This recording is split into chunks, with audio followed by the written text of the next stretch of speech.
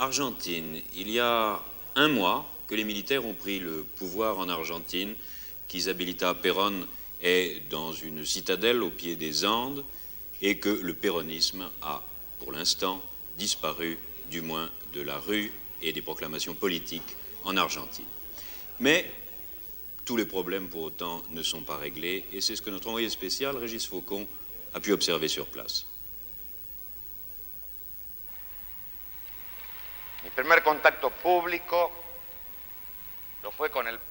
C'est le nouvel homme fort de l'Argentine. Jorge Videla, 50 ans, 7 enfants, catholique fervent, anticommuniste convaincu, j'allais dire comme il se doit, hier commandant en chef de l'armée de terre, propulsé à la tête de l'État, presque contre son gré. C'est d'abord un militaire, et qui plus est légaliste, mal à l'aise dans son nouveau rôle.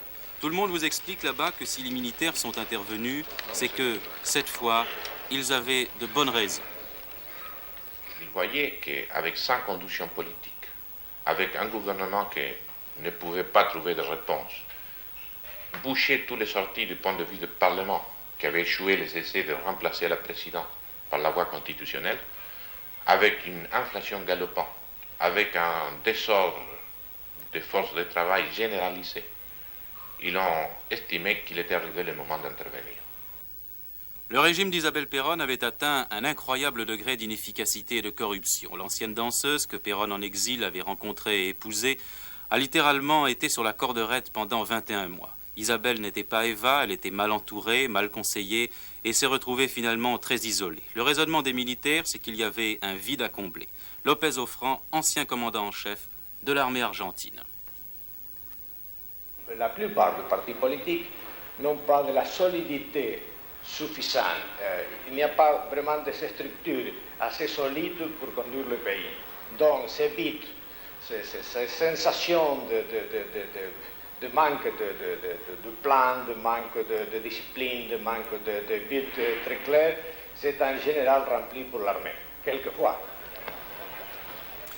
C'est évidemment là un point de vue de militaire. L'armée pourtant a longtemps hésité avant d'intervenir, par légalisme peut-être un peu, mais surtout par manque d'enthousiasme. 3 généraux se sont succédés à la Casa Rosada, l'Élysée argentin, de 66 à 72, et aucun n'a réussi à juguler les problèmes de l'Argentine, au premier rang desquels l'armée place la subversion, dite de gauche, et sur laquelle, là encore, les militaires ont leur petite idée.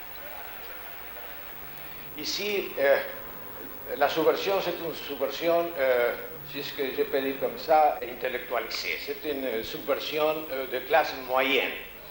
En plus, peut-être que ça, de haute classe moyenne. Ici, il n'y a pas des ouvriers dans la subversion. Il y a quelques-uns, mais la plupart, c'est des citoyens qui ont une origine très haute dans l'organisation sociale. À vrai dire, les militaires ne sont pas fâchés de la situation nouvelle. Auparavant, ils se plaignaient de la lenteur de l'exécutif à promulguer les lois antisubversives. Aujourd'hui, ils se retrouvent, sans intermédiaire en quelque sorte, face à ces fameux guérilleros qu'ils ne cessent de traquer dans la jungle du nord-ouest du pays. Les péronistes de gauche qui ont pris le maquis, Monteneros, ou membres de l'armée de libération du peuple, tentent des actions isolées, mais le combat est trop inégal. Il l'est d'autant plus que l'armée était appuyée dans sa tâche par des organisations secrètes fascistes, faisant en quelque sorte leur propre justice. Une réflexion qui s'imposait devant ce mouvement de terrorisme de gauche, qu'inévitablement, la droite allait prendre des représailles. Et ça a commencé à se produire à partir de 1973. Et on a tous les droits à soupçonner que la guérilla de droite, c'était des forces qui jouissaient de la protection voilée du gouvernement ou du régime péroniste. L'Argentine se réveille chaque matin avec de nouvelles victimes retrouvées assassinées dans quelques terrains vagues. 2000 morts de part et d'autre. Au cours des 2 dernières années, c'était aussi cela, le règne d'Isabel Perón. On accuse son propre conseiller, López Rega, d'avoir été l'âme de la sinistre organisation d'extrême droite AAA, Action anticommuniste argentine, qui enlevait, torturait, assassinait et en toute impunité ceux des hommes politiques, journalistes ou artistes qui passaient pour être libéraux. Le frère de la femme dont nous allons entendre le témoignage a été assassiné par cette organisation. Je l'aimais comme un fils. Oui. Et il habitait près de moi, très près. il m'avait parlé par téléphone à 11 heures du soir. Et on l'avait tué, je pense, à 3 ou 4 heures du matin. J'étais avec un compagnon qui a été aussi tué, non? C'était aussi un garçon qui travaillait dans un journal, dans une revue. Le Triple a publié le lendemain un article en disant que lui était bolche, non? Était communiste, et pour cela qu'on l'avait tué. Il avait fait un tribunal de justice, on l'avait tué. Le pire, c'est que ces tueurs d'extrême droite se réclamaient probablement autant du péronisme que les guérilleros d'extrême gauche. C'est là toute l'ambiguïté d'une doctrine fasciste et populiste en même temps qui a réussi à rassembler sous sa bannière les courants les plus divers. Aujourd'hui, le leader mort, sa veuve discréditée, on peut imaginer que l'après-péronisme a commencé. Mais il est des réveils difficiles, plus de 400% d'inflation, une dette extérieure de 12 milliards de dollars, l'héritage d'Isabelle est lourd, et la crise mondiale a faussé les termes de l'échange, obligeant l'Argentine à vendre moins cher et à acheter plus cher. L'Argentine, c'est un pays qui doit faire l'importation de 50% de l'acier qui a besoin de son industrie. L'année dernière, on a dû importer 500 millions de dollars de pétrole. Parce que si bien l'Argentine a des réserves pétrolifères, n'arrive pas à couvrir la consommation interne. 50% à peu près du charbon du pays doit être d'importation. Alors, avec les désordres économiques internes, la baisse du peso, on ne peut pas maintenir le produit industriel dans un coût raisonnable si on doit le payer en dollars. C'est une énorme quantité d'importation pour que l'industrie travaille et marche.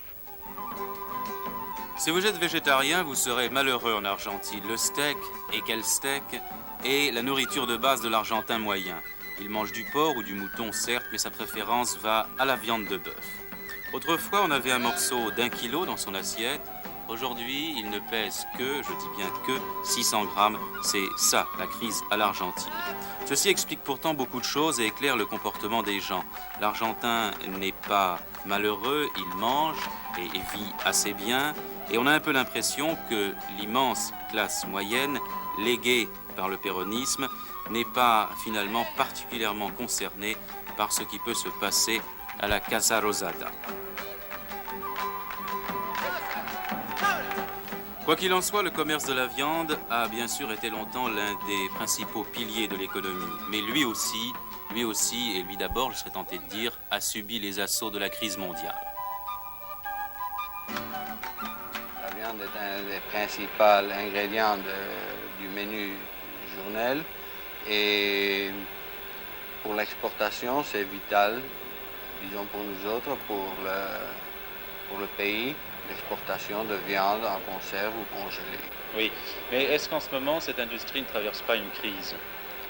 En ce moment-ci, il y a une petite crise, pas seulement due à la production locale, sinon parce que les marchés traditionnels ne nous achètent pas en ce moment-ci, et principalement ceux du marché commun européen. L'époque n'est plus, c'est vrai, où l'Argentin nourrissait une Europe affamée par 50 guerres. Ici, nous sommes dans ce que nous appelons à tort d'ailleurs la Pampa, qui désigne en fait une province, et que les Argentins appellent le Campo. Depuis que le gentilhomme espagnol Pedro de Mendoza a débarqué en 1536 avec ses 72 chevaux, et que 2 Portugais sont arrivés avec 7 vaches et 2 taureaux, c'est la grande prairie de l'Argentine. C'est le domaine des grandes haciendas, qu'on appelle là-bas estancia, sillonné par ces hommes à cheval qui sont toute une partie du folklore argentin. Je parle bien sûr des gauchos, hommes durs qui ne vivent qu'avec et pour les bêtes et pour qui finalement le remue-ménage de la capitale de Buenos Aires est bien loin. Ils ne font pas de politique, mais ils ont une idée politique, de toute façon.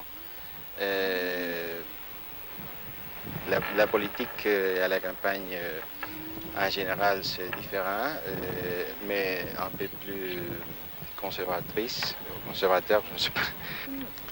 Ici, dans cette région, la dernière élection a gagné les partis radicaux. Donc le parti d'opposition au péronisme. Exact. Mais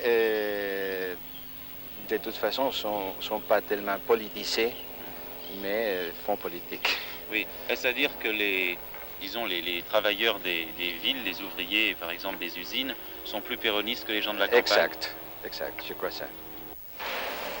Là, c'est vrai, on est nettement plus politisé. Le monde ouvrier argentin est un monde complexe avec une centrale syndicale tentaculaire, la fameuse CGT. Rien à voir avec la nôtre, bien sûr. Ici, nous avons affaire à un produit typiquement argentin, un syndicat unique péroniste, qui depuis l'époque d'Eva, la Madone des Descamisados, a pris en main le sort des ouvriers. Péronistes de cœur, ils ont souvent eu maille à partir avec les militaires, mais aujourd'hui, ils acceptent finalement la situation nouvelle, parce qu'ils ont le sentiment d'avoir été trahis par leurs dirigeants qui formaient une véritable mafia ultra corrompue, détournant de leur destination les sommes destinées aux ouvriers. Bon, un ouvrier en moyenne, il gagne à peu près 2500, ça veut dire 25 000 pesos, 27 000 pesos par mois. Oui, entre environ 500 francs français. C'est environ à peu près ça. Et avec ça, il peut bien vivre? Bon, ça veut dire, il vit, il peut bien manger, il peut à peu près acheter ses vêtements, il peut pas faire beaucoup de choses, mais ça peut marcher. Il faut savoir aussi que l'Argentine est certainement le plus européen des pays d'Amérique latine. C'est une nation d'immigrants d'abord. L'Argentin, c'est un Italien qui parle espagnol et se prend pour un Anglais, dit une boutade. De fait, ces méridionaux sont très friands de la vie de club. Selon son milieu social, bien sûr, on se retrouvera pour jouer au golf, au tennis ou au ballon. Il y a en Argentine une certaine qualité de vie, et d'autant plus intéressante que, apparemment, la majorité semble en profiter. Les Argentins regrettent que l'on ne parle de leur pays que lorsqu'il y a des violences ou un nouveau coup d'État. C'est vrai que l'Argentine, c'est aussi cela, mais ce n'est pas que cela. Les problèmes, mais aussi les possibilités sont à la taille de cet immense pays, 5 fois la France, mais 2 fois moins peuplé qu'elle, avec une énorme tête, la capitale Buenos Aires, 10 millions d'habitants, 5 fois grand comme Paris. On ne peut finalement que regretter que l'Argentine, si évoluée, en soit réduite à remettre sa destinée entre les mains de son armée. C'est un peu injuste pour ce pays si loin et en même temps si proche de nous.